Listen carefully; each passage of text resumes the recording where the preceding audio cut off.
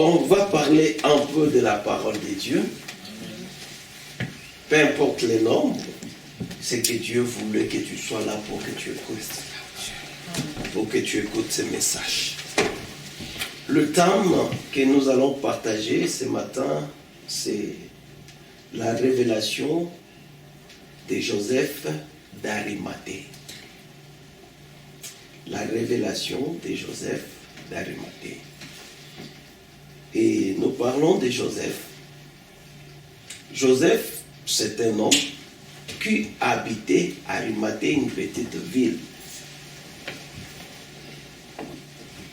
Voilà pourquoi je dis révélation de Joseph d'Arimathée. C'est-à-dire Joseph qui habitait la ville d'Arimathée. Nous sommes dans le livre de Jean, chapitre 19, versets 38 à 42.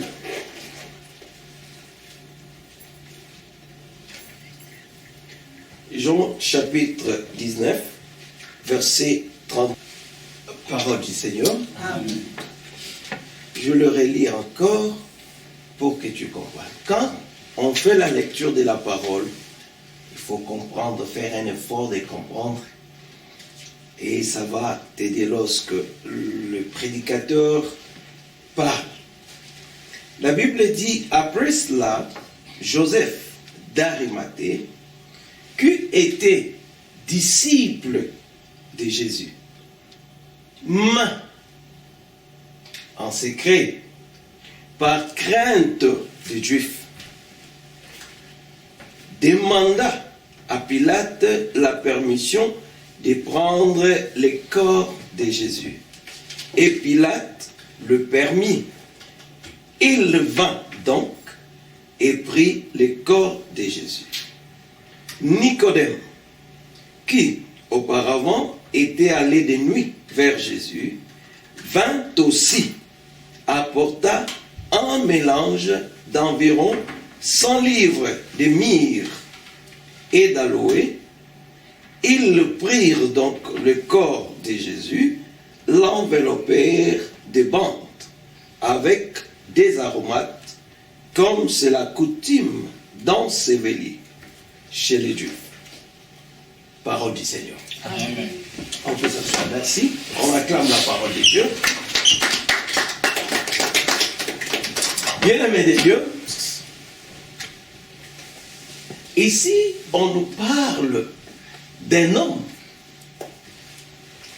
La Bible dit il était disciple de Jésus. Qui est un disciple? Un disciple, c'est celui qui s'assoit au pied du maître pour apprendre. Il apprend auprès de cet homme, on l'appelle disciple. Un disciple. Mais cet homme, la Bible dit, il était disciple, mais il y avait une chose qui l'empêchait pour s'asseoir au pied du maître pour apprendre. C'était quoi? Selon la lecture, ma sœur, comment t'appelles-tu? Hein? Uh-huh. Qu'est-ce qui empêchait à cet homme de s'asseoir au pied de Jésus?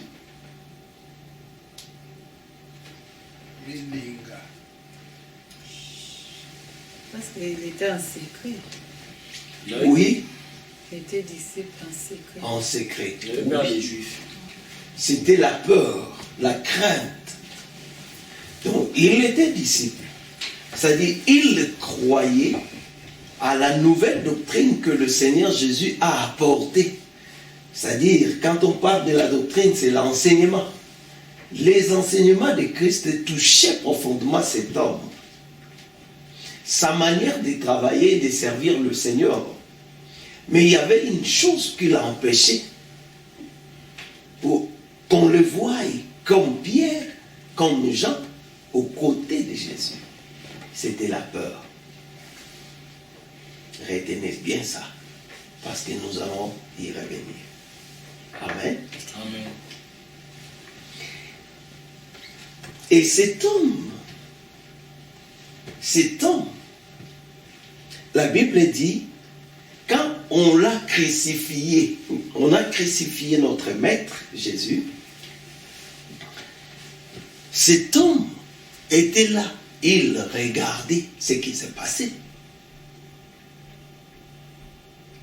Et après quoi, il va affronter Pilate pour demander les corps de Jésus. Il dit, non, donne-moi les corps de cet homme, je dois l'ensevelir avec honneur. La révélation de Joseph d'Arimathée. Bien-aimé de Dieu, Jésus étant venu sur terre, il était un homme miracle. Toute sa vie était miracle. Sa naissance, sa croissance, sa mort même, tout était miracle. Il était un homme que le monde n'a jamais connu, que le monde n'a jamais reçu. Il y a des hommes de Dieu très puissants qui ont précédé les seigneurs, qui sont venus, des hommes puissants comme Moïse, des hommes puissants comme Élie, des hommes puissants qui sont venus, des grands prophètes. Et il y a beaucoup de gens qui ont opéré beaucoup de miracles. Mais comme Jésus, le monde n'a jamais reçu. Il était différent. Il était unique à son genre. Et lorsqu'il a commencé son ministère, cet homme Jésus était accompagné d'une grande foule. Partout il se trouvait. Les gens les suivaient à cause des miracles qu'ils voyaient, à cause de la nourriture qu'il multipliait, que les gens mangeaient. Et d'autres les suivaient à cause de son enseignement. Et cet homme de Jésus avait ses disciples. Ils étaient au nombre de 72. Vous connaissez l'histoire. Et après un certain temps, lorsque le Seigneur a enseigné, a introduit une nouvelle doctrine de la Sainte Seine, il dit, vous devez manger ma chair et boire mon sang. Les autres disciples dirent, oh, cette parole est dure, qui peut l'écouter? La Bible dit, ils se retirèrent l'un après l'autre, ils partirent. Il va rester 12 disciples aux côtés de Jésus. Jésus dit, mais vous aussi suivez vos frères. Il dit non, Pierre a dit non, auprès de qui tu nous envoies? Car nous avons compris que c'est toi qui as le parole de la vie. Nous croyons. Et ils sont restés avec Jésus. Chemin faisant avec le Seigneur, ils ont vécu 3 ans. Pierre et les autres étaient décidés de suivre leur maître, de porter l'opprobre de leur maître, de supporter tout ce qu'il était. Alors que Jésus étant sur terre, il était comme une bête noire pour le sadducéen, pour le scribe et les sacrificateurs, à cause de ses enseignements. Il a bouleversé le monde. Alors, qu'est-ce qui s'est passé? Le Seigneur va ordonner ou transférer le pouvoir, l'onction à ses disciples pour les envoyer évangéliser, prêcher la bonne nouvelle, guérir les malades. Et tout ce que Jésus faisait, ses 12 disciples aussi le faisaient. Amen. Amen. Qui est d'accord avec moi? Amen. Amen. Ils avaient le pouvoir de chasser les démons. Ils avaient reçu de Jésus le pouvoir de guérir les malades. Bien qu'ils reçurent le pouvoir, cet homme de Joseph d'Arimathée n'était pas là. Un jour, le Seigneur va dire à ses disciples, en tout cas, je dois mourir. Les disciples, comme chaque être humain, ils ne croyaient pas. Un homme puissant qui ressuscite le mort. Lazare était mort 4 jours, il sentait. Mais il a ressuscité. Comment peut-il être mort? Donc, ce n'est pas possible. Donc, Jésus, pour les disciples, tout ce qu'il leur parlait de la mort, ils ne croyaient pas à ça.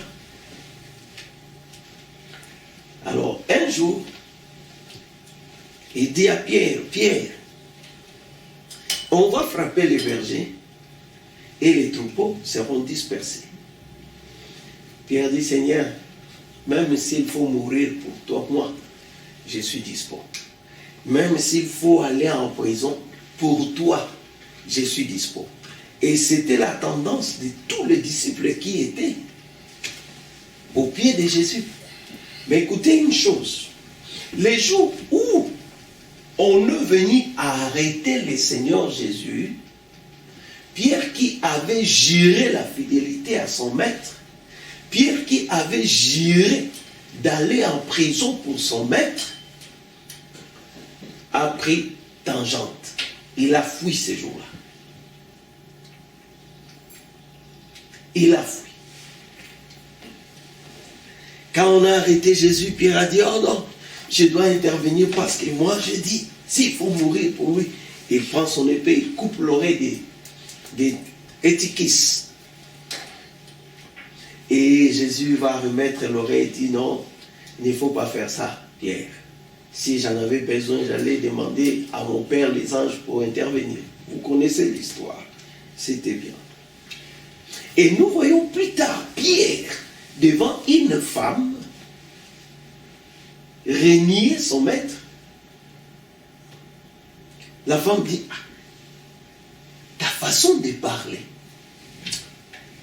ressemble beaucoup à cet homme. Toi, tu n'es pas son disciple. Pierre a dit, qu'est-ce que tu me veux, la femme? Moi, tu m'as vu avec cet homme. Et c'était 3 fois que Pierre a renié Jésus. Amen. Amen. C'était quoi? Par peur. Parce qu'il ne voulait pas risquer sa vie pour le Seigneur. Et lorsqu'il parlait, il déclarait, c'était de la bouche. Mais son fort intérieur ne croyait pas à ce que la bouche disait. Et pour preuve, devant une dame, Pierre va renier Jésus. Amen. Amen. Alors Jésus est monté sur la croix. On l'a flagellé. Tous les disciples dispersés, ils regardaient de loin. Ils regardaient de loin. Qui, si j'ose, moi aussi, on va me tuer. Qui, tout le monde s'est reculé. Personne ne voulait venir. Bien-aimé de Dieu, cet homme, il était disciple de loin, par secret, par peur des Juifs, comme Pierre avait peur. Lui aussi ne voulait pas risquer sa vie.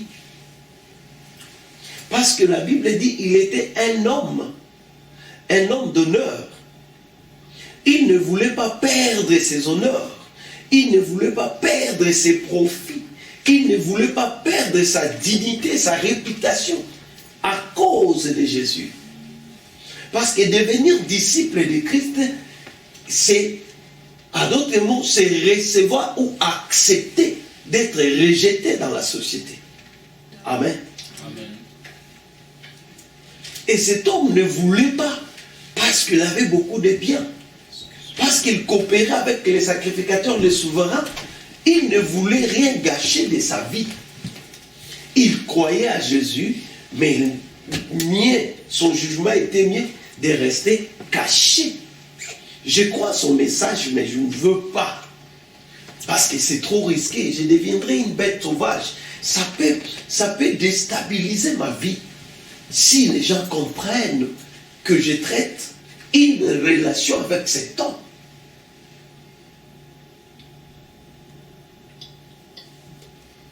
Et de la même manière, il y a Nicodème. Nicodème, est parti voir Jésus dans la nuit, nuitamment. Pourquoi? Parce qu'il avait peur. Comme étant sacrificateur, si on me voit, il se peut que je sois licencié, je sois mis dehors et qu'on me regarde avec l'œil qu'on regarde Jésus. Il avait peur lui aussi. Alors qu'est-ce qui s'est passé? Quand Jésus est flagellé, frappé, tabassé, on l'a crucifié sur la croix, il était là nu. La Bible dit il était nu, exposé sur la croix. Et tout le monde s'est moqué de lui. Les disciples, sa famille, même sa mère, Marie, tout le monde s'est caché. Il regardait de loin. Personne ne pouvait venir, personne ne s'approchait. Ils étaient là comme des observateurs. Et bien aimé, je voudrais dire une parenthèse. Dans l'Église de Dieu, dans l'œuvre du Seigneur, nous avons 3 catégories, 3 sortes de membres. Écrivez-les, toi qui écris. Il existe 3 catégories de membres dans l'Église du Seigneur. La première catégorie, ce sont les Ivoiriens. Je ne parle pas des gens des Côte d'Ivoire. Les Ivoiriens ou les ignorants. Nous avons dans l'Église les ignorants. C'est-à-dire les gens qui ne connaissent pas ce qui se passe. Ils ne savent pas ce qui se passe. Ils sont là. Même dans nos familles, nous avons de telles personnes. Même dans les compagnies, partout. Dans la société, il y a 3 catégories. Les gens qui ne savent pas ce qui se passe. Il est ignorant. Les choses marchent bien, il ne sait pas. Ça ne marche pas, il ne sait pas. Pour lui, je viens à l'église, je prie, je rentre. Je viens, je prie, je rentre. Un Ivoirien ne voit rien. Même il y a un danger, lui ne voit rien. Il est là. Et il ne sait pas comment les choses se déroulent. Donc pour lui, l'essentiel, il est venu. On a prié combien de personnes? 4 personnes. Mais non. Comment ça a été l'église? Oh non, c'était terrible. Les messages, non, j'ai aimé. Il ne voit rien. Il ne constate rien. Ce sont les Ivoiriens. Et si l'église a des Ivoiriens pour pas ce qui se passe, il y a des choses qui se passent, que les gens vont mourir, mais lui ne voit rien. Il y a un danger qui est devant, mais lui ne voit rien. Parce que lui, il n'y voit rien. Un ignorant. Et qu'est-ce qui est arrivé? Les gens cherchaient des voies et moyens. Oh, mais non. Il se peut que nous avons surchargé le bateau. Il faut jeter toutes les marchandises. Les gens ont jeté leurs marchandises ces jours-là à cause de Jonas. Voilà pourquoi dans la vie, lorsque quelqu'un est mal accompagné, sa vie peut se trouver dans le pétrin. Sa vie peut souffrir. Amen. Amen.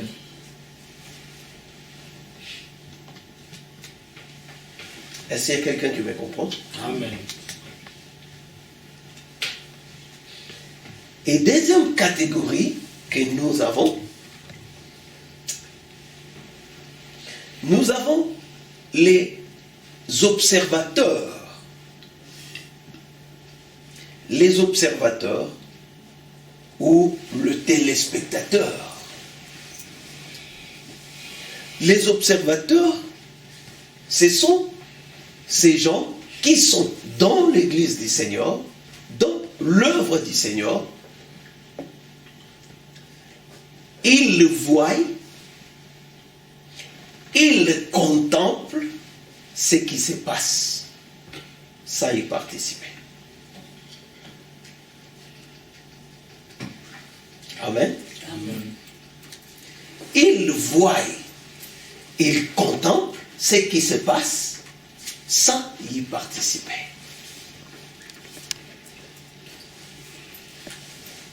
Ce sont des fanatiques.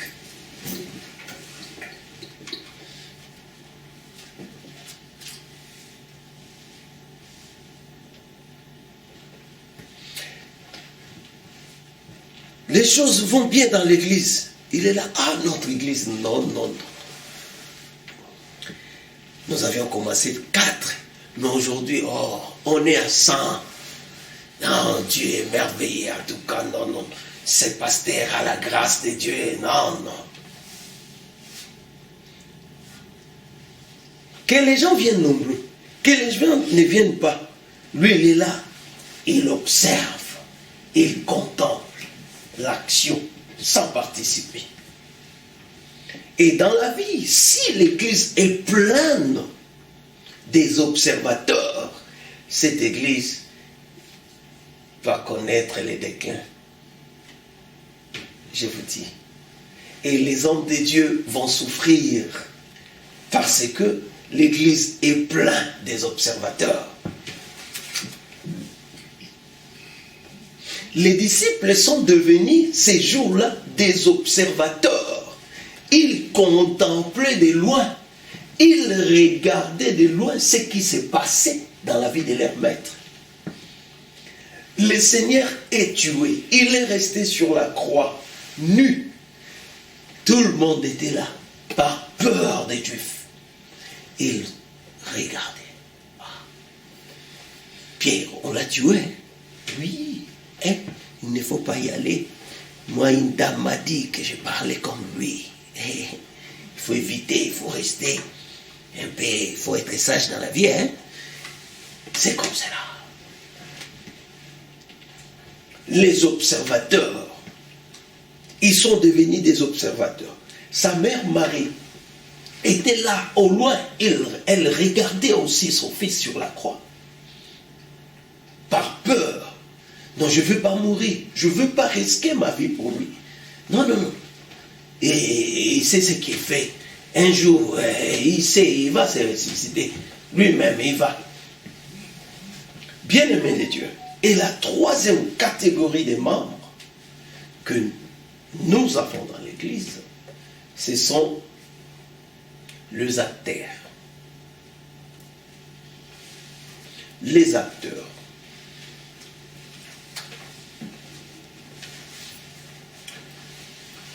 Quand j'ai commencé, j'ai implanté mon église, première église. C'était à 1996. Paix à son âme. Il y avait un frère, son nom c'est Mi José.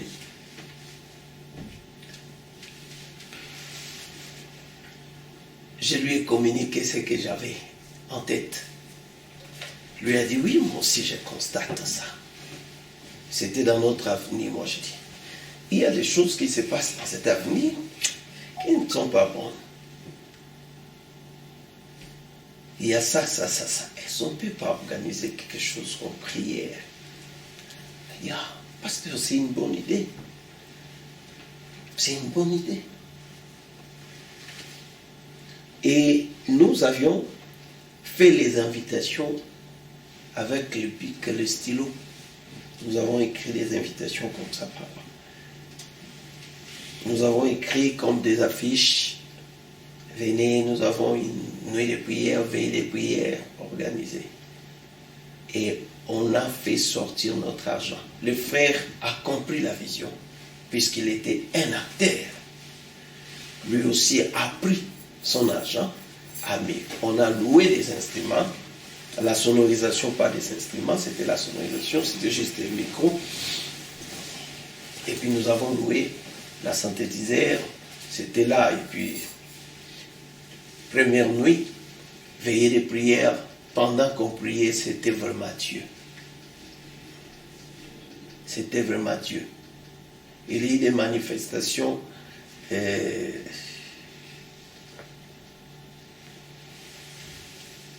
Vous connaissez l'avion des sorciers. Nous, on a vu ça. Tout le monde qui était là a vu ça. Quelque chose comme le feu qui venait et puis ça tombait. Je vous dis au nom de Dieu, ça tombait où? Et ça excitait tout le monde dans la prière. Les gens qui étaient dans la maison, qui doutaient encore sont sortis. C'était dans l'avenir, dans notre avenir, avec leurs chaises de côté, prier. Prière. On a marché, on a sillonné les avenirs aux alentours. Le matin, quand on a terminé, 4 heures déjà, tout le monde partait pour dormir. C'était un vendredi pour samedi. Et puis j'ai donné le programme de culte matinal. Culte matinal. Non, on va commencer seulement le culte matinal. Mon frère, le matin, moi je dormais. Quand les gens sont venus m'appeler, me dire, pasteur, l'avion que nous avions vu tomber, il y a un arbre. Comment on appelle ça? C'est un là, c'est quoi?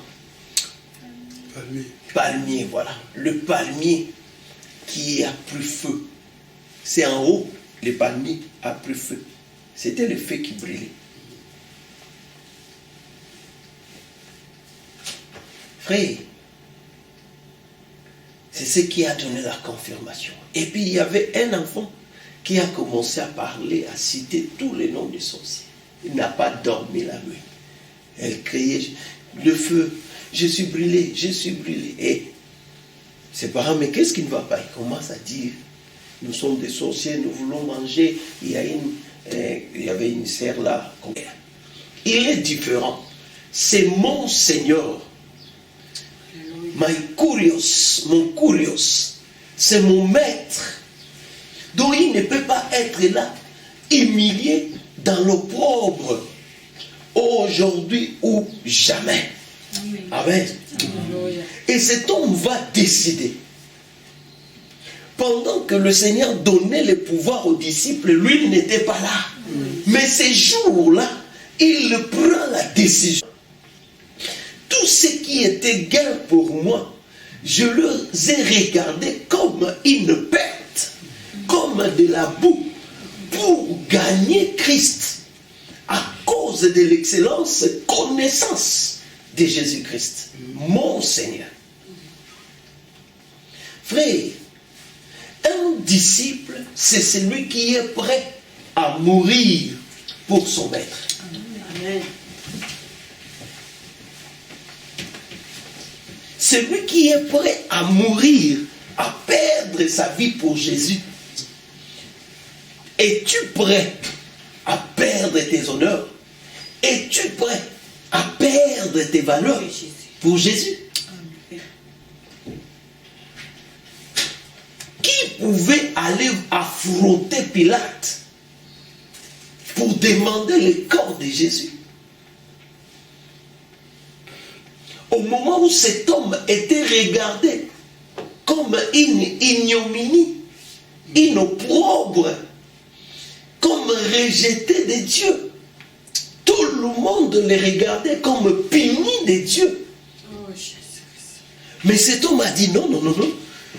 Malgré ça, mais c'est mon Seigneur. Aujourd'hui ou jamais, je dois me lever. Si Pilate va me condamner, j'accepte. Yes. Il faut prendre les risques pour le Seigneur Jésus, frère. Il faut accepter de perdre pour le Seigneur Jésus. Aujourd'hui, dans nos églises, il n'y a pas de disciples. Nous n'avons que des croyants. Les gens qui croient en Christ, mais qui ne sont pas prêts à sacrifier leur vie pour Jésus. Si la repentance est devenue très difficile, alors quelqu'un qui est à l'église ne veut même pas abandonner ses péchés. Comment est-ce qu'il va accepter de mourir pour cet homme? Frère,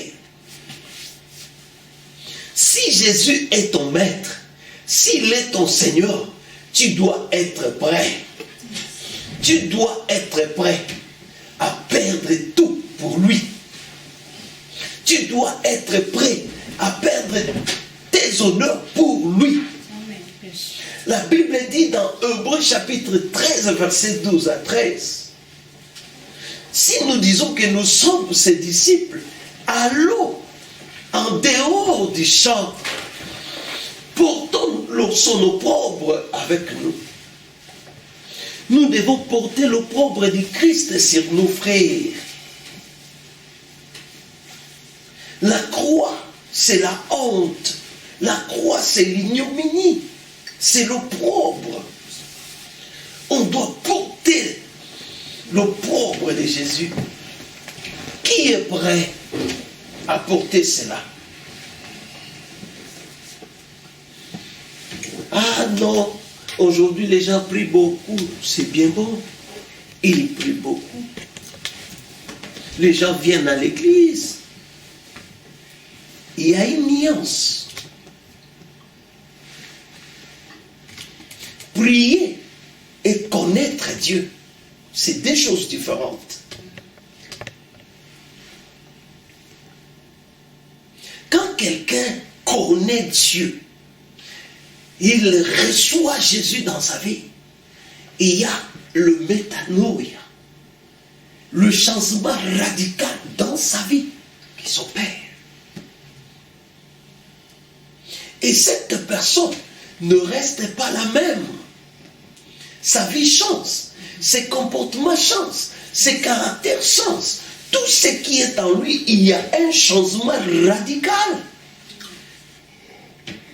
Et sa vision, maintenant, se focalise sur les choses célestes et non sur les choses terrestres.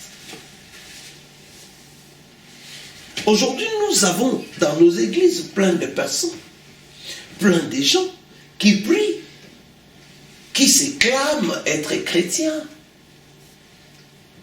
Mais demande-lui, si Christ revenait aujourd'hui, tu iras au paradis? Il dit, et non, le paradis, c'est Dieu qui connaît, c'est le domaine de Dieu. Hein? Oh, est-ce que Dieu est dans l'eau? Dieu y est bien. Donc, parce qu'il ne connaît pas. Il n'est même pas sûr. Demande-lui, pourquoi est-ce que tu pries? Il te dira, non, tu vas attendre beaucoup de réponses. Moi, je prie parce que dans ma famille, il y a la sorcellerie. Il y a ceux qui nous ont embêtés, frère. Ceux qui nous ont embêtés. Non, c'est ça. Même nos chanteurs, ils nous amènent toujours la vision terrestre. Ils veulent nous focaliser sur les choses terrestres. Ça, c'est la mission du diable. Enlever la vision céleste pour focaliser les gens sur les choses terrestres. C'est ce que le diable a fait, n'est-ce pas? Quand il dit Jésus regarde la gloire de ce monde. La gloire de quoi? De ce monde. Il lui montre la gloire de quoi? De ce monde. Regarde la gloire de ce monde. Regarde le monde. Sa gloire, ses richesses. Si tu t'agenouilles devant moi, je te l'accorde.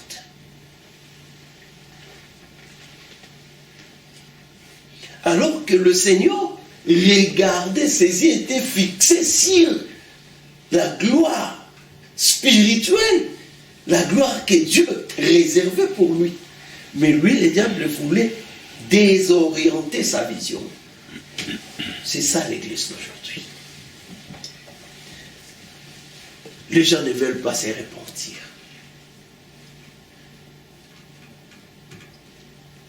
Confusion totale.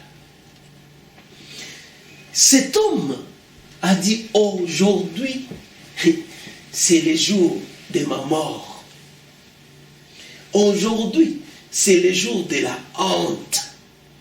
Aujourd'hui, Pilate va savoir que moi aussi je suis son disciple.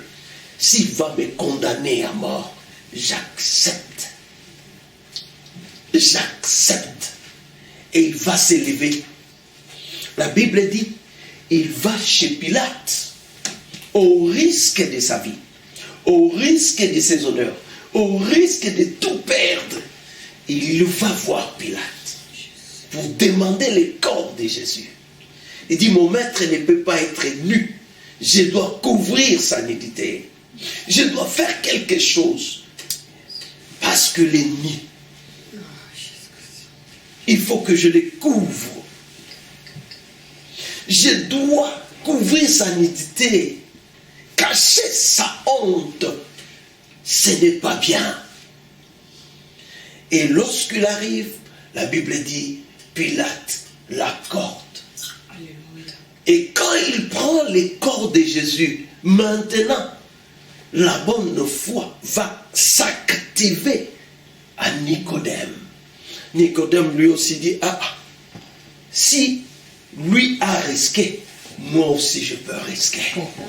Frère, si l'église est pleine des acteurs, cette église ira de l'avant. Ne regarde pas le nombre que nous sommes aujourd'hui.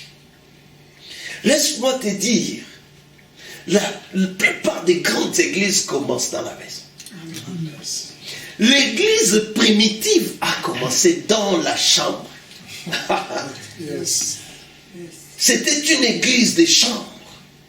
Ils étaient là dans la chambre haute. C'est là que l'église a vu les jours. Amen. Ne regarde pas le nombre que nous sommes, mais soyons des acteurs. Faisons de sorte que cela arrive. Les acteurs font que les choses se passent. Ne sois pas un observateur, frère. Parce que le danger des Ivoiriens et le danger des observateurs, c'est ça. Ils regardent. Quand on dit, on a besoin d'argent, qui peut nous aider? Lui, il est là, observateur. Là, il commence à regarder tout le monde. Qui va soulever la main? Il laisse les autres. Et dans notre église, les gens donnent. Matouébou paye ça fort, frère. Les gens donnent. Les observateurs. Là, ils regardent. Moi, je donne 1000 $. Il est que 1000. On a besoin de 2000. Moi, je donne 500. Il est que 1500. Il reste 500. Là, il fait déjà des calculs. Moi, je donne 300. Il reste 200. Oh, pasteur, moi, je donne 500. Oh, c'est 1300. Mais 2000, 2300. C'est déjà dépassé. C'est fini. Moi, je donne. Là, mais il donne pourquoi ces gens? Si quelqu'un est à ses côtés, moi aussi je... Et il ne donne pas, c'est déjà... Bon, tu ne vois pas que c'est déjà 2300. Ça, ce sont les observateurs. Les gens qui empêchent les athées de faire arriver les choses dans l'église de Dieu. Alléluia. Amen. Nous avons besoin des athées. Ma soeur, dis-toi que je suis une actrice dans cette église. Cette église ne peut pas croître sans moi. Cette église ne peut pas aller de l'avant sans moi. Derrière moi, je dois amener plusieurs personnes. Alléluia. Si cette église aura des partenaires, moi je serai le partenaire numéro 1. Amen. Amen. Amen. Il faut se dire, Cet homme ne voulait pas risquer, mais ces jours-là, il risquait. Il dit non. Ah, s'il faut perdre, en tout cas aujourd'hui, je crois que tous mes honneurs, mes enfants, mon épouse vont rester. Mais moi, à cause de cet homme, j'accepte la mort. Frère, un jour, je me souviens, à l'église, lorsqu'on construisait, là en Angola, on construisait, et moi, j'avais l'argent juste pour la garantie. Parce que chez nous, on donne la garantie de 6 mois. L'apôtre connaît, on donne 6 mois de garantie.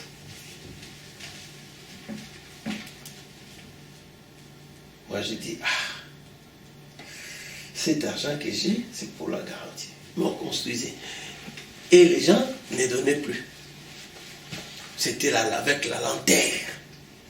J'ai dit, maintenant, je dois dormir dans la rue. Je passais un temps à dormir à l'église pour sa gloire. Alléluia. Je vous dis, j'ai accepté de passer le temps de passer mes nuits dans l'église pour donner mon argent pour l'œuvre de Dieu. Je puis cet argent. Je l'amène à l'église et je dis, oh, ça peut nous prendre combien? Oh, ça peut prendre autant. Moi je dis, j'ai quelque chose ici. Je donne. Oui, apôtre, c'est ton argent pour la garantie. Moi je dis non. D'abord Dieu. Yes. Je vous dis au nom de Dieu, je suis devant Dieu. Oh Seigneur Jésus. J'ai donné cet argent. Et j'ai manqué où dormir. J'ai dormi à l'église. Moi, j'ai passé la nuit à l'église et j'ai dormi à l'église pendant un temps. Et quand Dieu a vu ma bonne volonté de faire les choses, il a touché un païen que je ne connais même pas, on s'est salué seulement. Oh Jésus. Salut. Parce que les gens nous connaissent, mais nous, on ne connaît vraiment pas beaucoup de gens. Et il nous salue. Un vrai païen. Je vous dis, un vrai païen. Oh Jésus. Donc, quelqu'un qui ne part même pas à l'église. Quand je dis païen, bon, au Congo, il y a des païens chrétiens. Il est païen, mais il connaît les choses de Dieu. Mais chez nous, en Angola, ce n'est pas le cas. Je mens. Quand quelqu'un est païen, il ne connaît même pas les choses de Dieu. Il ne connaît pas. Il est venu. Il m'a dit, l'homme de Dieu. Dieu m'a mis à cœur de faire quelque chose pour son Dieu. Pour Dieu. Oh. Je dis, Dieu l'a mis au cœur. Frère, je vous dis vrai. Parce qu'à cette époque, nous, on construisait l'hangar. Vous connaissez l'hangar? Oui. Il dit, Dieu m'a mis à cœur de faire quelque chose. Pendant que je dormais à l'église, j'ai pris la décision de ne jamais porter de costume ni chaussures. Je venais seulement avec les babouches au culte. Il m'a dit, Dieu m'a mis à cœur de faire quelque chose pour Dieu, pour lui.